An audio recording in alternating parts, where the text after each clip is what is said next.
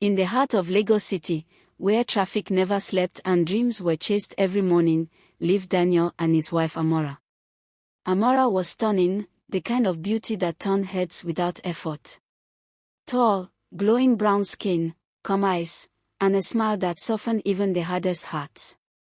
She worked as a banker in one of the biggest banks in the city, leaving home before sunrise and returning late with tired feet and a heavy mind.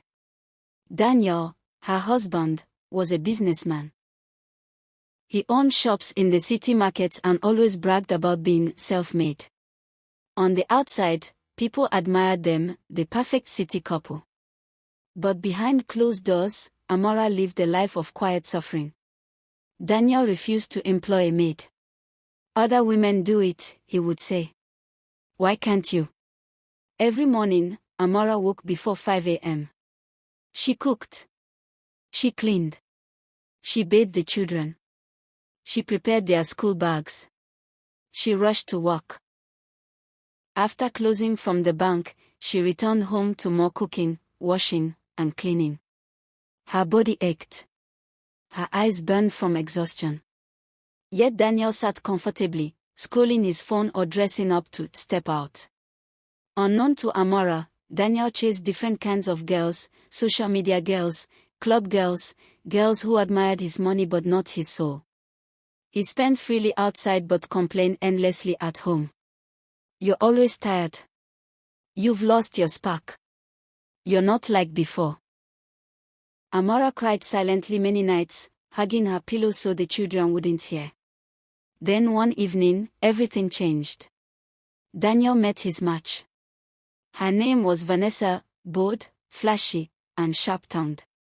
She pretended to admire him, praised his wealth, and followed him everywhere.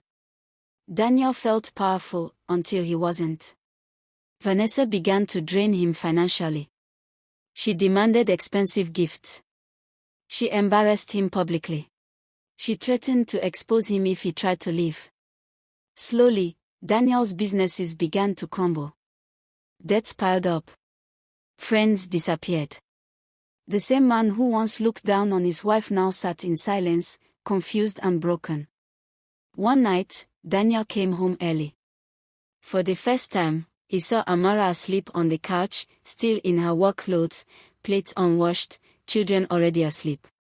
Her face showed pure exhaustion, not laziness. Something broke inside him.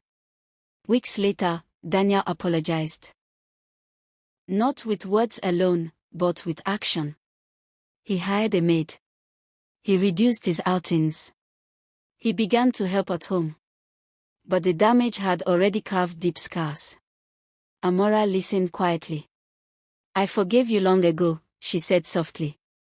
"But I will never forget what it feels like to be alone in a marriage." Daniel learned too late that a patient woman is not a weak woman, and that pride always meets its match.